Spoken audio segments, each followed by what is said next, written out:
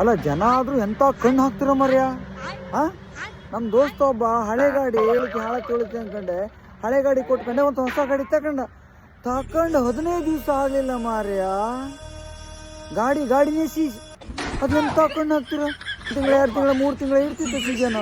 ಆ ಸೀಸನ್ದಲ್ಲೇ ಅವ್ನು ಕೆಲಸ ಮಾಡ್ಕೊಂಡ್ರೆ ಬಂತು, ಅಂತ ಸೀಸನ್ದಲ್ಲೇ ಆ ಗಾಡಿ ಕೈ ಕೊಟ್ಬಿಡ್ತು. ಇದು ಇವಂದೊಬ್ಬಂದೇ ಪರಿಸ್ಥಿತಿ ಇಲ್ಲ, ಭಾಳ ಕಡೆಗೆ ಹಂಗೆ. ಗಾಡಿ ತಗೊಂಡ್ ಕೂಡ ದುಡ್ಡು ಇದ್ಕೊಂಡೆ ಅವ್ರು ಗಾಡಿ ತಗೊಳೋದಿಲ್ಲ. ಒಂದು 10 ಲಕ್ಷ ರೂಪಾಯಿ ಗಾಡಿ ತಗೊಂಡ್ರೆ ಬರೀ ಅವ್ರ ಕೈಯಿಂದ 1 ಲಕ್ಷ 2 ಲಕ್ಷ ಹಾಕೊಂಡ್ರೆ ಗಾಡಿ ತಗೊಳ್ತಿರು. ಬಾಕಿ 8 ಲಕ್ಷ ಪೂರಾ ಬ್ಯಾಂಕ್ನವ್ರದೇ. ಅದು ಬಡ್ಡಿ ತುಂಬಿ ಅರ್ಧ ಅವ್ನ ಆಯ್ಸು ಕಳೆದು ಹೋಗಿರ್ತಿದ್ರು. ಅವ್ರ ಹತ್ರ ಇವ್ರ ಹತ್ರ ತೊಗೊಂಡು ಸಾಲ ತಗೊಂಡೆ ಒಂದು ಗಾಡಿ ಮಾಡಿರ್ತೀರಿ. ಅವ್ರಿಗೆ ಕಣ್ಣು ಹಾಕೋಕೆ ಹೋಗ್ಬೇಡ್ರಿ, ನಿಮ್ಮ ಕಣ್ಣಲ್ಲಿ ಮಣ್ಣು ಬೀಳೆ. ಜನರ ಕಣ್ಣು ತಾವೋಕಾಗ ಅನ್ಕೊಂಡೆ ಗಾಡಿಗೆ ಮನೆಗೆ ಆಗಲಿ ಎಂಥದಕ್ಕೂ ಆದ್ರೂ ನಾವು ಒಂಥರ ಏನಾದ್ರು ಕಟ್ಟಿಕ್ತಿರೋ ಅದು ತಾಗುದಿಲ್ಲ ನೋಡು ಅವ್ರ ಕಣ್ಣಿಗೆ. ಅಂತ ಕಣ್ಣು. ಒಬ್ಬೊಬ್ರು ಕಣ್ಣು ಹಾಕಿದ್ರೆ ಕರಿ ಕಲ್ಸಿದ ಹೊಡೆದು ಕುಡಿಯತಿ ಅಂತೆ ಬೇರೆಯವ್ರು ಹೇಳ್ತಿದ್ರು. ಯಾರೊಂದು ಉದ್ಧಾರ ಹೋಗಿ ನೋಡುದಲ್ಲ, ಕಣ್ಣು ಹಾಕಿಬಿಡುದೆಯ.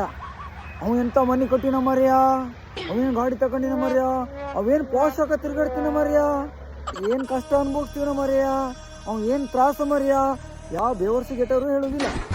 ಅವ್ ಏನು ಮರ್ಯ ಬಿಂದಾವಸ್ತಿನ ಮರ್ಯ ಅಂತೀವಿ.